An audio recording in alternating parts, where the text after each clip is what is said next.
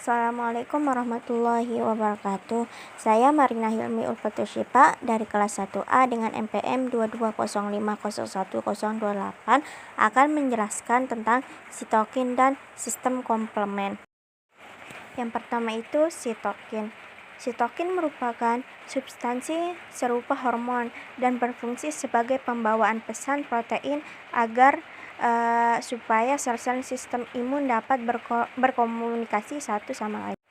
Nah, sitokin ini dihasilkan oleh limfosit T, B maupun sel-sel lain berupa makrofag, eosinofil, neutrofil, sel mas, dan sel endotel.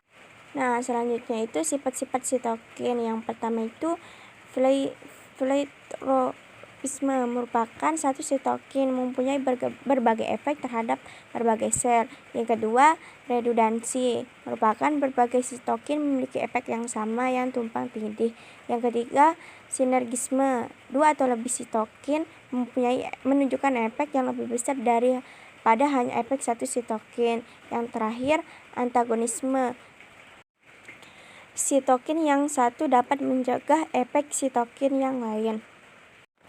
Selanjutnya itu peran sitokin. Peran sitokin ini ada yang langsung dan ada yang tidak langsung. Yang langsung merupakan pleiotropisme, merupakan lebih dari satu efek terhadap berbagai jenis sel. Yang kedua, fungsi autokrin, fungsinya itu sebagai autoregulasi. Yang ketiga, fungsi parakrin, sebagai regulasi terhadap sel yang letaknya tidak jauh. Selanjutnya itu tidak langsung.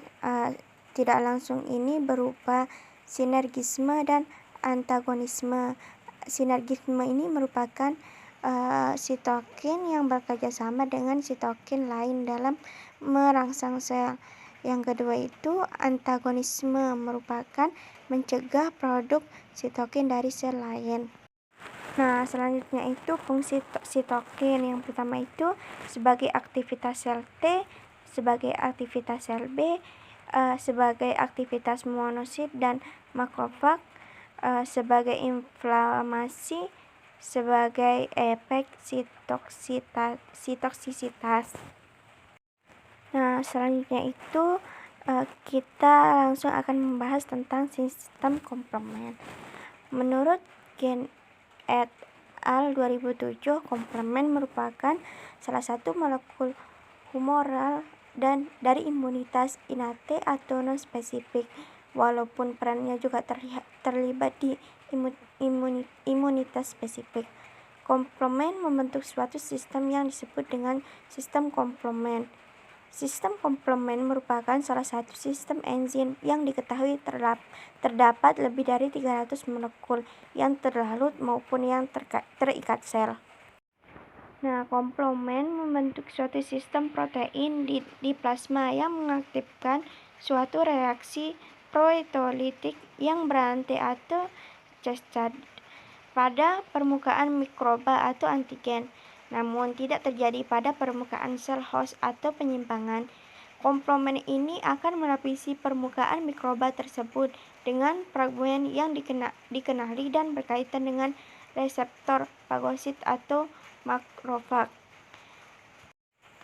Reaksi berantai ini juga menghasilkan atau melepaskan peptida atau fragmen kecil yang berperan untuk proses inflamasi. Saat ini, komplement merupakan kelompok protein membran maupun plasma yang memegang peran pada sistem imun non-spesifik maupun spesifik. Komponen komplement sebagian besar diproduksi di hepatosit, walaupun Cl, propedin, dan Cl diproduksi di sel myeloid dan faktor D diproduksi di sel adiposit yang dikenal juga sebagai adipsin. Nah, komplement beredar di dalam darah kondisi yang tidak aktif.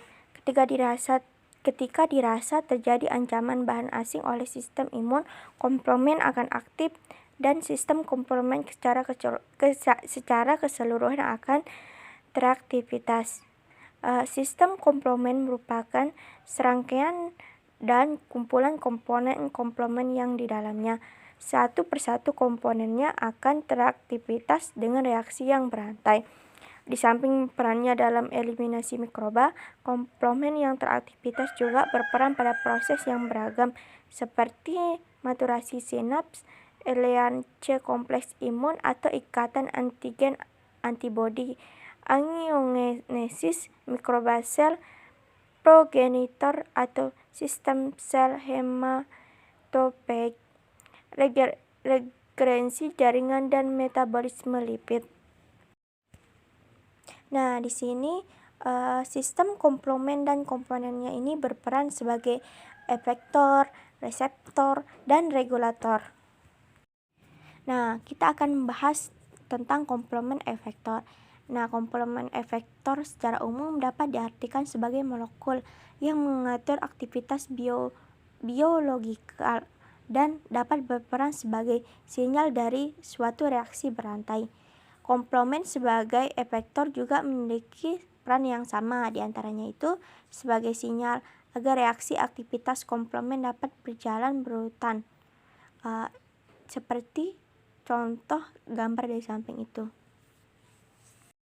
Nah, yang kedua itu komplement reseptor. Nah, komplement reseptor ini merupakan komunikasi antara sel dan molekul. Di sekelilingnya itu diperankan oleh banyak perantara. Salah satunya adalah reseptor. Komponen komplement yang aktif dan menjalankan fungsinya juga memerlukan reseptor untuk berkaitan dengan sel yang membantu menjalankan fungsinya. Contohnya itu komplement C3b yang salah satu fungsinya itu sebagai opsonim, yaitu membantu fagosit yang memerlukan bantuan sel fagosit. Selanjutnya itu komplement regulator atau biasanya disebut dengan komplement pengatur. Nah, komplement regulator ini merupakan suatu sistem yang berantai yang aktivitasnya terjadi terus-menerus selama sistem imun itu mengenali adanya bahan asing atau antigen di dalam tubuh hostnya. Akhir dari aktivitas komplement melalui jalurnya masing-masing akan mencetuskan terjadinya pelisisan membran patogen. Aktivitas sistem komplement yang terus-menerus ini perlu diatur oleh komponen komplement yang berperan sebagai regulator atau pengatur. Jika suatu individu tidak memiliki atau defisiensi dari komplement regulator ini, maka akan dapat menimbulkan suatu kondisi patologis seperti penyakit autoimun. Nah, aktivitas komplement memiliki 3 jalur. Yang pertama itu jalur klasik, yang kedua itu jalur alternatif, yang ketiga itu jalur lektin. Selanjutnya itu fungsi komplement. Yang pertama itu lysis sel, bakteri atau virus. Yang kedua opsonisasi yang mendukung fagositosis antigen tertentu. Yang ketiga berkaitan dengan reseptor. Komplement spesifik dari pada sel dari sistem imun, memicu fungsi sel spesifik, inflamasi, mensekresi molekul imunoregulatory.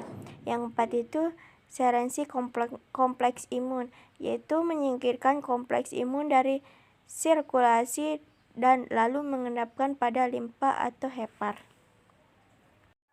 Itulah sedikit penjelasan tentang sitokin dan sistem komplement.